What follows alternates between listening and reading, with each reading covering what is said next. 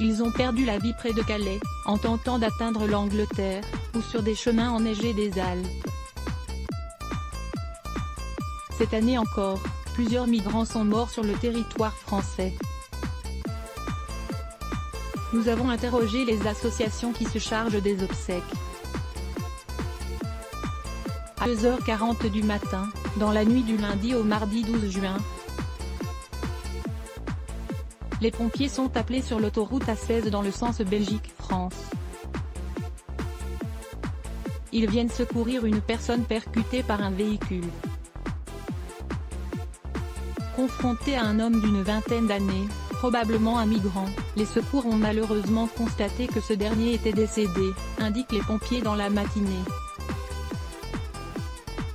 Dans le Calaisis, il s'agit du troisième cas depuis le début de l'année. D'un bout à l'autre du pays, les migrants qui passent par là, France ou qui tentent d'y entrer périssent parfois en chemin. Qu'advient-il ensuite? Qui se charge des formalités, des obsèques, et qui contacte la famille? Au bout de 3-4 décès, on commence à savoir quel numéro appeler lorsqu'il est prévenu d'une disparition, souvent par voie de presse. Laurent Torondel sait exactement quoi faire. Depuis un an, ce chargé de mission pour l'auberge des migrants fait partie d'eux. Ceux qui s'occupent des démarches lorsqu'un drame se produit dans la région calaisienne. Il y a un peu plus d'un an, une coordinatrice de médecins du monde qui intervenait dans la jungle lui a tout transmis. Au tout début, c'était vraiment dur, se souvient le jeune homme de 21 ans. Ce sont des missions qui ne sont vraiment pas agréables. Mais au bout de 2, 3 ou 4 décès, on commence à savoir quel numéro appeler, qui contacter. En France, l'article 74 du Code de procédure pénale prévoit que lorsqu'un corps est découvert et que les circonstances de la mort sont inconnues, une enquête est diligentée sous l'autorité du parquet. Pour les personnes étrangères en situation irrégulière, la question de l'identification est souvent au cœur de ces recherches. Du côté des enquêteurs, police ou gendarmerie, plusieurs méthodes sont exploitées pour retrouver l'identité de la victime. Lorsque la reconnaissance physique par un proche n'est pas possible ou incertaine, la personne peut être identifiée par ses empreintes digitales si elle était déjà connue dans un fichier administratif ou judiciaire, explique le procureur de la République de Gap, Raphaël Balland, à France Info.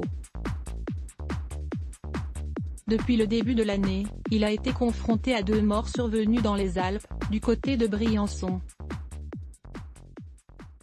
Les enquêteurs peuvent aussi procéder à des comparaisons du profil génétique avec un membre de la famille présumé. Autres éléments d'identification, le dossier médico-dentaire ou encore les éléments découverts comme les pièces d'identité, les bijoux ou les vêtements portés par le défunt. Les réseaux sociaux peuvent aider à trouver des informations, relève Maël Galisson, du groupe d'information et de soutien des immigrés. Nom, photos, indices sur les proches, récits de parcours depuis le pays d'origine, contacts tissés sur la route. C'est un peu moins difficile d'identifier les personnes. Et lorsqu'aucune identification ne peut se faire, les associations locales travaillant avec les migrants prennent le relais. Soit la police va nous appeler pour savoir si on a observé une disparition inquiétante lors des distributions ou dans Calais. Sinon, ce sont les exilés eux-mêmes qui vont nous contacter pour nous dire qu'ils ont un copain qu'ils n'ont pas vu depuis 3 jours et qui ne répond plus au téléphone. Laurent Torondel, de l'auberge des migrants à France Info à Briançon, Hautes-Alpes, les équipes de l'association Tous Migrants commencent à découvrir ces rouages. Le mois dernier, elles ont aidé à identifier Blessing Matthew, après la découverte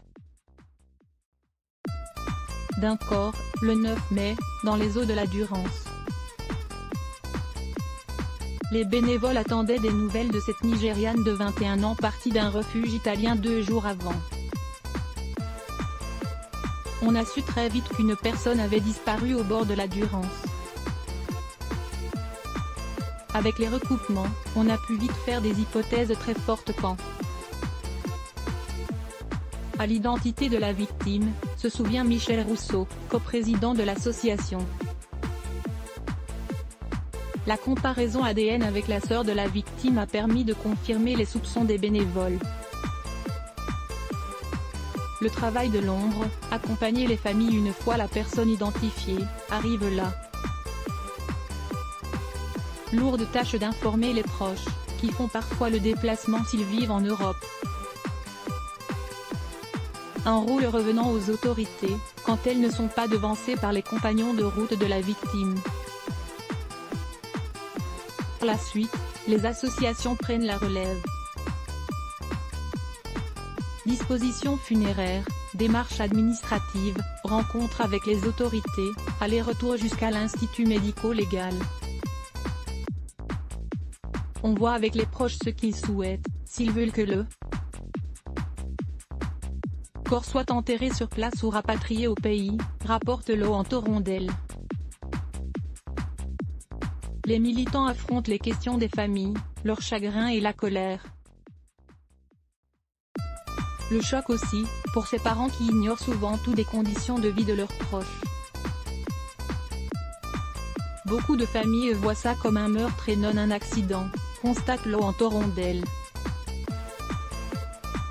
Elles ont du mal à comprendre que c'est le membre de leur famille qui est allé sur l'autoroute, qui a essayé de monter dans un camion, et que ça s'est mal passé.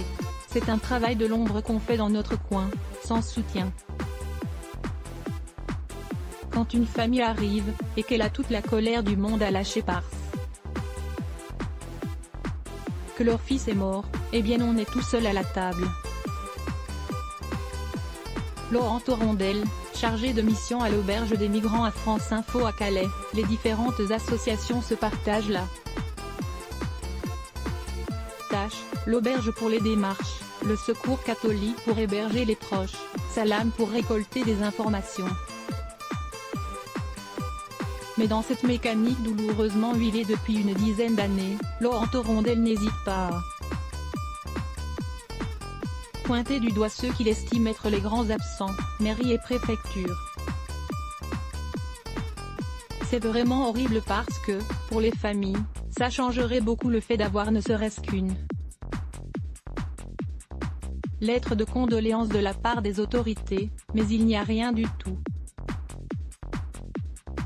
Ce sont des morts silencieux. Je trouve ça choquant parce que ça aurait été un petit gamin français, les autorités se seraient exprimées, mais pour les migrants, jamais. L'O-en-Torondelle, de l'auberge des migrants à France Info. Maël Galisson déplore ce manque d'une procédure formelle et harmonisée sur tout le territoire. La réalité, c'est que les autorités n'ont pas pris conscience du fait que les politiques migratoires génèrent des morts. Il n'y a pas de procédure, il y a du bricolage. Les associations paient le rapatriement du corps une fois identifié, que devient la dépouille? Le choix revient à la famille, dès lors qu'elle est retrouvée.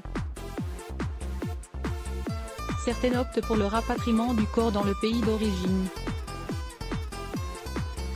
Un sac de nœuds administratifs qu'ont su prendre en main les associatifs. À Calais, l'auberge des migrants travaille avec une entreprise de pompes funèbres, qui s'occupe notamment d'obtenir les papiers permettant de rapatrier la dépouille. Les frais pour envoyer le corps à sa famille varient entre 3 000 et 4 000 €. Souvent pris en charge par les associations grâce aux dons et aux cotisations des adhérents. Parfois les familles payent un peu, mais comme c'est déjà assez dur pour elles, On leur évite des problèmes financiers en plus du chagrin, tranche Laurent Torondel. Parfois, les proches demandent à ce que la dépouille repose sur place. Des obsèques sont donc organisées dans les cimetières de la région. La famille de Blessigne-Massiou a souhaité qu'elle soit inhumée près de Briançon. L'association Tout Migrant a pris en main l'organisation. On n'a pas pu obtenir l'autorisation de l'inhumer près du lieu où elle était encore vivante. Elle a été enterrée, comme la loi le prévoit, sur le territoire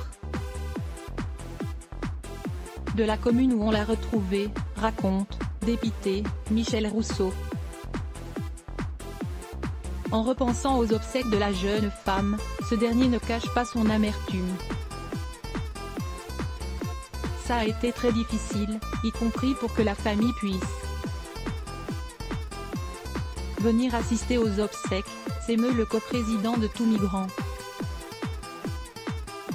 Une des deux sœurs de Blessigne est en demande d'asile et n'a pas le droit de se déplacer, si on respecte strictement la réglementation. Elle n'a pas pu venir.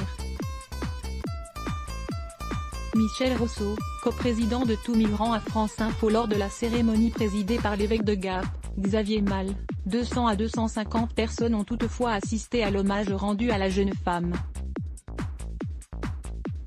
Mais seuls 4 membres de la famille étaient présents. René un visage, un nom, une histoire. Blessigne-Massiou aura donc une stèle à son nom. Mais pour beaucoup, la tombe ne comporte ni épitaphe, ni ornement, et parfois pas de nom. En 2015, François Guénoc, président de l'Auberge des Migrants, estimait ainsi qu'entre 10 et 15% des migrants étaient enterrés sous X. Laurent Torondel déplore cet anonymat. Cela dépend si la personne est à Calais depuis longtemps ou pas. Si c'est un exilé qui est arrivé le soir même et qui s'est fait écrasé par un camion, personne ne va remarquer qu'il a disparu, regrette-t-il. Le 18 mai, un corps a ainsi été découvert dans une forêt de Montgenèvre, Haute-Alpes, près de la frontière italienne, par des touristes. Il n'est pas, à ce jour, clairement identifié, indique à France Info le procureur de Gap.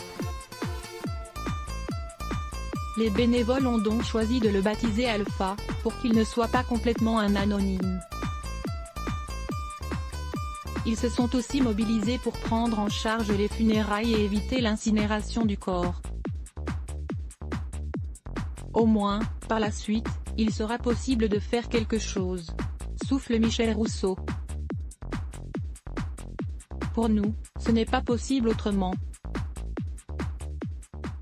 Il faut leur redonner un visage, un nom, une histoire et faire le bien avec leur famille, leurs proches. C'est insupportable. Michel Rousseau, coprésident de l'association Tout Migrant à France Info.